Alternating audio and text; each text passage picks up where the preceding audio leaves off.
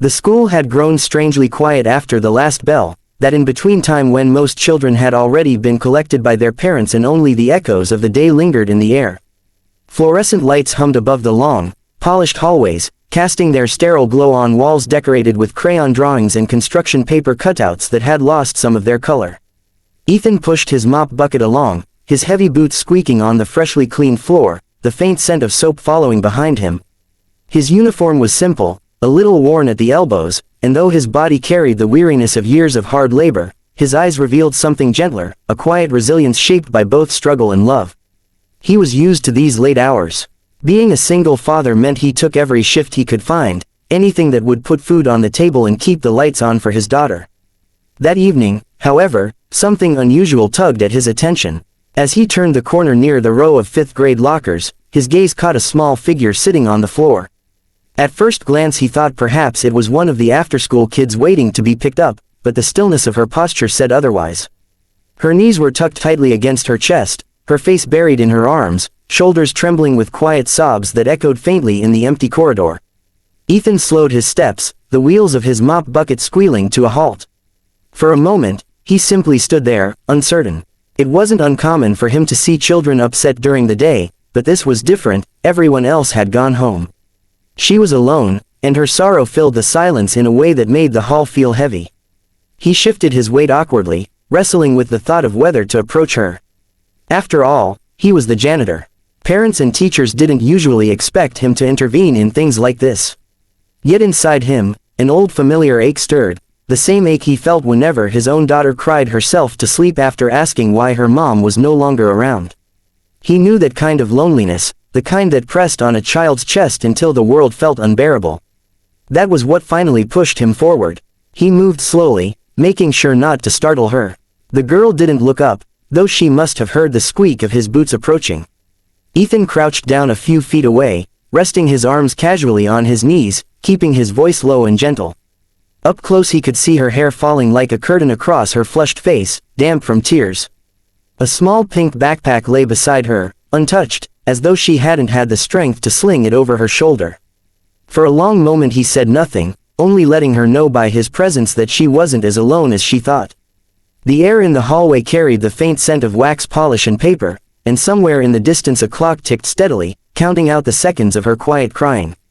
Ethan felt his chest tighten, the kind of tightening that happens when you recognize pain you've carried yourself. He thought of his little girl at home, how she would sometimes crumble under the weight of emotions too big for her small body. He thought of the ways he had learned, awkwardly and desperately, to comfort her, with silly faces, with bedtime stories, with small things that reminded her she was safe. Standing in that hallway, Ethan realized he couldn't just walk away. Whatever this girl was going through, it was real to her. It didn't matter that he was, only, the janitor. To a child in distress, titles didn't mean a thing. He leaned a little closer, keeping his tone light, careful not to intrude too forcefully, but ready to bridge the silence if she gave him even the smallest opening. Inside, though, his thoughts churned. Who was she? Where was her parent? Why was she here so late, crying alone in the corridor of a nearly deserted school? And why did it feel as though fate had placed him here at exactly this moment, with his mop bucket paused mid-shift, watching over a child who desperately needed someone, anyone, to notice? The hallway stretched long and empty, but for Ethan and the girl, it had shrunk into a small, fragile world of its own. He could sense the invisible wall around her sadness, a wall that adults often misjudged or ignored, and he knew from experience how dangerous it was to leave that wall unchallenged. So he stayed, crouched low to the ground, prepared to be patient, prepared to listen if she would let him in. In that instant, Ethan wasn't just a janitor in a tired uniform pushing a mop bucket. He was a father, a man whose heart knew too well what it was to hold sorrow and still stand tall. And now, in the silence of that dimly lit school hallway, he was about to discover that sometimes the smallest gestures, born from empathy and love, could ripple further than he ever imagined. Ethan shifted slightly closer, careful not to invade the girl's space, but close enough that she could sense someone was there for her if she chose to look up. He cleared his throat softly, trying to find the right words, though he had no script for this. "Hey there, kiddo," he said, his voice low and warm, like a gentle breeze on a stifling day.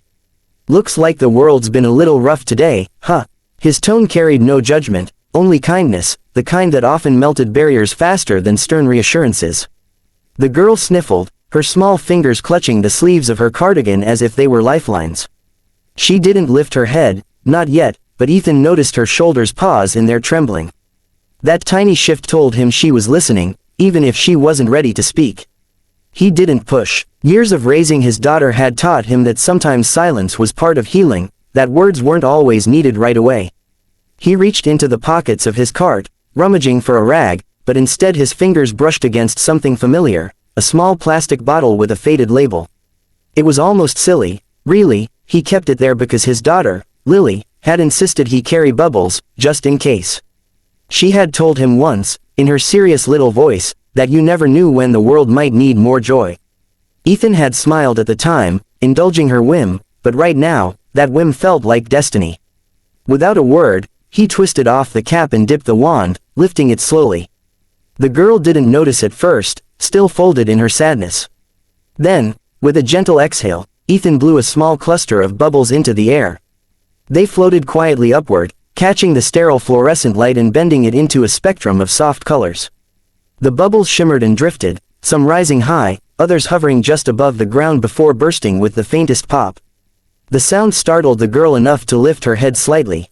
Her tear-streaked cheeks glistened, and her red-rimmed eyes followed the unexpected sight. Another bubble floated lazily toward her, landing for a brief second on her backpack before disappearing. Her lips parted in surprise, and though she didn't smile, her crying slowed. Ethan caught that flicker of attention and leaned into it. He dipped the wand again, exaggeratedly puffing his cheeks as though preparing for something grand, and then blew a stream of larger bubbles. They spun through the air like tiny glass balloons, wobbling and colliding until they popped one by one. Ethan widened his eyes comically when one landed on his arm and vanished, pretending to gasp as though it had performed a magic trick. The girl blinked, caught between her sadness and this strange, unexpected act of silliness from the janitor. Her breath hitched, but the sobs softened. For the first time, she shifted her posture, untucking her chin from her knees and watching the bubbles with cautious curiosity. "You see these little guys?" Ethan said, nodding at the floating orbs. "They don't care if the hallway is quiet, or if someone's had a bad day. They just float, shine, and then, pop, they're gone. Like problems. Big and scary one minute, and the next, just, not there." The girl tilted her head, her expression still guarded, but her eyes followed every bubble now. Ethan noticed the faintest trace of a smile tugging at the corners of her mouth, though she quickly tried to hide it by pressing her lips together. That tiny act of resistance made him chuckle softly. I know, he said playfully, dipping the wand again. "It's not exactly superhero-level stuff. No cape, no mask. Just bubbles, but you'd be surprised what a few of these can do." He blew another stream, this time directing them gently toward her. A couple floated close enough that she instinctively lifted her hand, catching one only to have it vanish against her palm. For a brief moment, her tears were forgotten. Ethan felt something ease inside him, too. He wasn't a counselor or a teacher, but he was a father, and that was enough. He knew the language of comfort when words failed. In that dim hallway, he used the same small tricks that had soothed Lily on her hardest days, tricks that reminded a child that wonder still existed, even when the world felt heavy. The girl's breathing slowed, steadier now. She sniffled one last time and wiped her nose against her sleeve, embarrassed by the sound. Ethan pretended not to notice, keeping the focus on the bubbles instead of her tears. "You're good at watching them," he said lightly. "You've got quick eyes. I bet you could spot the biggest bubble in a whole crowd of them." That earned him a tiny laugh, soft and fleeting, but real. The sound warmed the hallway, making it feel less empty. Ethan smiled, relief flooding through him. He hadn't fixed everything, not the reason she was crying, not the pain buried deep inside, but he had shifted the weight, even if only a little. The girl finally glanced at him properly, studying the man with calloused hands, tired eyes, and a work uniform that smelled faintly of soap and floor polish. She didn't say anything, but in her look there was gratitude, and maybe even trust. Ethan nodded gently, as though to say he understood without needing words. He blew one last bubble, watching it rise higher than the others before bursting against the ceiling tile. "See that?" he whispered. "Even the high ones don't last forever. But while they're here, they're pretty amazing."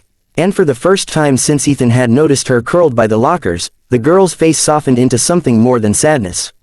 It wasn't a full smile yet, but it was the beginning of one, a fragile sign that her storm had paused, if only for this small moment in time. "You know," Ethan said quietly, his voice softer now, as though speaking a secret meant only for her, "sometimes problems are like these bubbles. They look so big when you first see them. They float around and follow you, and you think they're never going to go away. But then," he blew another bubble, this one large and wobbly, letting her track it with her eyes, "pop. They vanish, and all that fear you carried about them doesn't seem so heavy anymore." The girl watched intently, her eyes following the bubble until it burst into nothing. She let out a tiny sound, not quite a laugh but not a sob either, somewhere in between. Ethan took that as a victory. He smiled gently, lowering the bubble wand and resting it on the rim of the bottle. "Life can feel really heavy sometimes," he went on, keeping his voice slow, giving her space to absorb it. "And I know it doesn't always feel fair. But you're stronger than you think, even on the days when it doesn't feel like it. And when you can't be strong, well, there's always a way to let the weight go for a while. Even if it's just watching bubbles float around a school hallway." The girl's lips twitched as though she was holding back a smile, but this time she didn't hide it completely. Her expression softened, her cheeks still blotchy from crying, yet her eyes seemed brighter. "They don't last long," she whispered suddenly, her voice fragile from disuse. It was the first thing she'd said since he found her. Ethan nodded thoughtfully. "No, they don't, but that's kind of the point, isn't it? If everything lasted forever, even the sadness, we'd never know what it feels like when something good shows up." He dipped the wand again and blew another stream, this time aiming one toward her carefully. It floated right into her open hands before bursting, leaving only a faint wet spot on her skin. She looked down at it, surprised, and then back up at him. "It popped," she said, her tone carrying both disappointment and wonder. "Yeah," Ethan chuckled softly. "But look, that's the magic part. Just because one's gone doesn't mean you can't make more." He demonstrated by blowing again, releasing a whole cluster of tiny bubbles that swarmed around them, scattering like confetti before disappearing one by one. The girl's laugh, soft and uncertain, finally slipped free. It echoed faintly against the lockers, fragile but undeniably real. "You sound a lot like my daughter when she laughs," Ethan said warmly, his heart tugging at the sound. He didn't mean to compare, but the truth slipped out. The girl tilted her head, curiosity briefly overcoming her sadness. "You have a daughter?" she asked, her voice still shy but steadier. "I do," Ethan said, leaning back on his heels. "She's about your age, actually. Loves drawing, hates broccoli. And she taught me this trick." He lifted the bubble bottle, shaking it slightly. "She told me to carry it with me because you never know when the world might need more joy." "Guess she was right, huh?" The girl nodded, almost solemnly, as though weighing the truth in his words. Her eyes lingered on the bubbles still hovering before they disappeared. For a moment, she seemed to forget the weight she had carried into the hallway. Unbeknownst to both of them, a figure stood silently at the far end of the corridor. A tall woman, poised and elegant, dressed in a suit that looked far too expensive for a school setting. She had arrived in a rush, heels clicking lightly against the floor before she froze, her sharp, calculating expression softening at the sight before her. She recognized the child instantly, her daughter. But what stunned her was the scene unfolding. The janitor, a man she had likely passed a dozen times without more than a polite nod, crouched low to the ground, comforting her child with nothing more than soap bubbles and patience. Olivia had built her empire on control, on precision, on never showing weakness. She was known for walking into boardrooms and commanding them with an icy authority that left no space for vulnerability. Yet here she stood, watching her daughter's tears dissolve into laughter, not because of expensive therapists or elite teachers, but because of the simple kindness of a working man in a faded uniform. Her chest tightened, unfamiliar emotions swirling within her. She had spent so much time believing she could buy solutions for everything: schools, tutors, toys, security, but watching the janitor kneeling in front of her daughter, she realized money had no place here. What her little girl needed in that moment was not wealth or power, it was gentleness, patience, and a willingness to be silly enough to blow bubbles in an empty hallway. She stayed hidden for a moment longer, torn between stepping forward and letting the moment play out naturally. Her daughter's smile was small but genuine, the kind that Olivia hadn't seen in too long. Work had taken her away more than she cared to admit, and though she provided everything her child could want materially, she suddenly wondered if she had overlooked the simplest needs. Meanwhile, Ethan continued, unaware of the watchful eyes on him. "You know," he said, lowering his voice like he was sharing another secret, "it's okay to cry. My daughter cries sometimes, too. I tell her that even the strongest people cry. You let it out, and then, just like the bubbles, it goes away little by little. And what's left is lighter than before." The girl looked at him, her tear-streaked face slowly transforming. There was trust in her gaze now, an unspoken understanding that he wasn't here to judge or lecture her. He was just here, present, and that alone seemed to steady her breathing. She reached for the bubble bottle hesitantly, her small fingers brushing against his calloused hand. "Can I try?" she asked. Ethan grinned, handing it over carefully. "Of course, but fair warning, it takes practice to blow the really big ones." The girl dipped the wand with exaggerated care, her tongue peeking out slightly in concentration. She blew too hard at first, producing only a spray of soapy droplets that splattered against her backpack. Ethan chuckled, pretending to shield himself. "Whoa, careful, that's a bubble storm," she giggled, trying again, this time more gently. A single bubble formed, floated shakily, and then drifted upward before popping. Her eyes widened with delight. "I did it," she exclaimed softly. "You sure did," Ethan said, his grin broadening. "Told you, you're stronger than you think."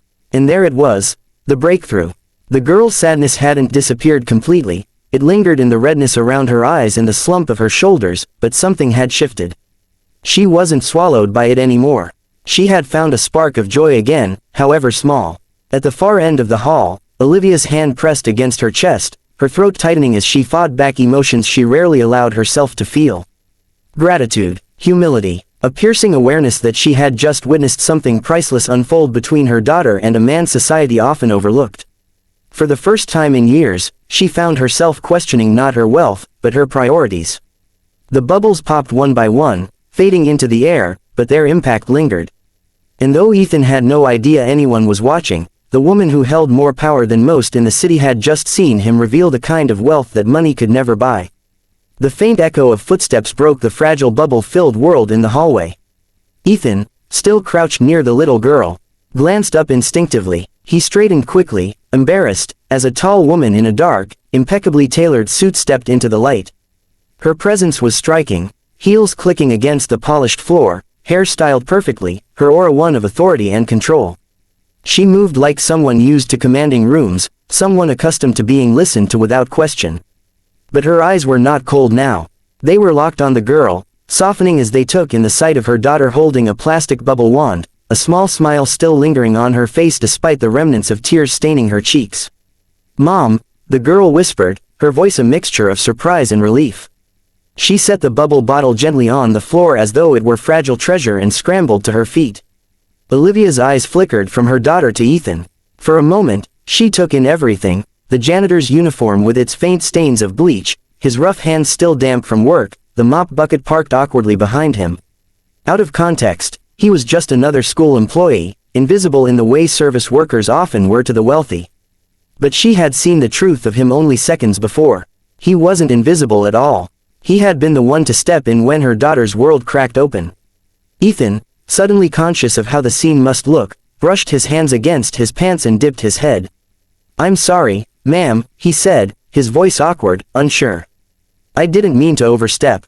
She was upset, and I just thought maybe the bubbles would help. His humility struck Olivia more deeply than he realized. There was no pretense, no attempt to impress, no expectation of reward. Just a man who saw a hurting child and chose kindness. She felt her throat tighten unexpectedly, her polished businesslike composure slipping.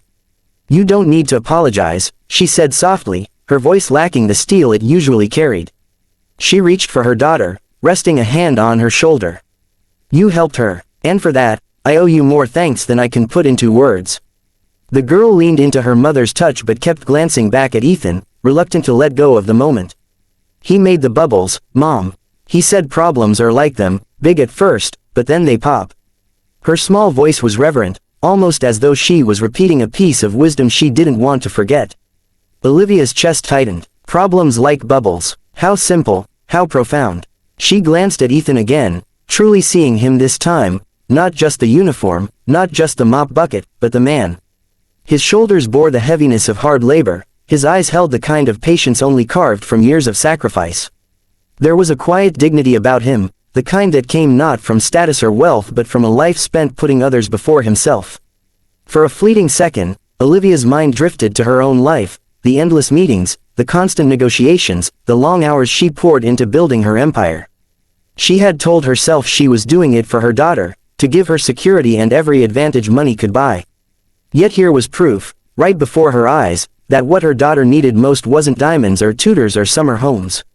It was connection, compassion, someone to see her, really see her, when she was breaking. And it hadn't been Olivia who gave her that in this moment. It had been the janitor. "Thank you," Olivia said again, more firmly now, meeting Ethan's eyes. Her tone carried sincerity, a rare vulnerability that surprised even herself. "I mean it, you gave her something tonight that I couldn't." Ethan shifted uncomfortably, unused to praise, especially from someone who radiated wealth and power. "It's nothing," he murmured. "Just bubbles. My daughter taught me to always keep them around. Kids seem to like them." Olivia's gaze lingered on him, struck by the quiet love that threaded through his words. He hadn't mentioned his daughter to boast, he spoke of her the way a man speaks of his anchor, his reason for enduring long nights and weary mornings. In that instant, Olivia felt a kinship she hadn't expected, a recognition of the sacrifices that came with parenthood. Different worlds, different resources, but the same fierce love. Her daughter tugged gently at her sleeve. "Can we go home, Mom?" she asked, her voice calmer now, steadier than when Olivia had rushed into the school expecting to find a scene of despair. Olivia bent down, brushing a strand of hair from her daughter's face. "Yes, sweetheart, we can go." She hesitated, glancing back at Ethan. For a moment she wanted to say more, to offer something, perhaps a gesture that showed the depth of her gratitude. A promotion, money, a donation to the school in his name, but none of those felt right. He hadn't done this for recognition or reward. Offering money would only cheapen what she had witnessed. Instead, she simply said, "I hope my daughter never forgets this. And I hope I don't either." Her voice carried weight, almost as though she were making a vow to herself. Ethan nodded, unsure what else to say. "Take care of her," he offered quietly, the words simple but heavy with meaning. Olivia took her daughter's hand, her heels clicking softly again as they turned to leave. The girl, however, glanced back one last time, her small hand lifting in a shy wave. Ethan returned it with a small smile, feeling the warmth of the moment settle into his chest. When the hallway emptied, Ethan returned to his mop bucket, his shift far from finished. Yet something inside him felt lighter. He had walked into that corner of the school expecting only to clean floors, but he had left something behind that mattered far more than polished tiles. He had given comfort, and in return, had reminded himself that even in the most ordinary lives, extraordinary moments could bloom. For Olivia, the walk out of the school was quiet, her daughter's hand still wrapped firmly in hers. The memory of the bubbles lingered, haunting and beautiful. For the first time in years, the billionaire mother wondered if all her wealth meant anything at all when measured against the sound of her daughter's fragile laugh echoing in a hallway, coaxed out by a man who had nothing but his heart to give. And in that wondering, something shifted inside her, a realization that perhaps the richest gifts in life were not bought but found in the unlikeliest of places.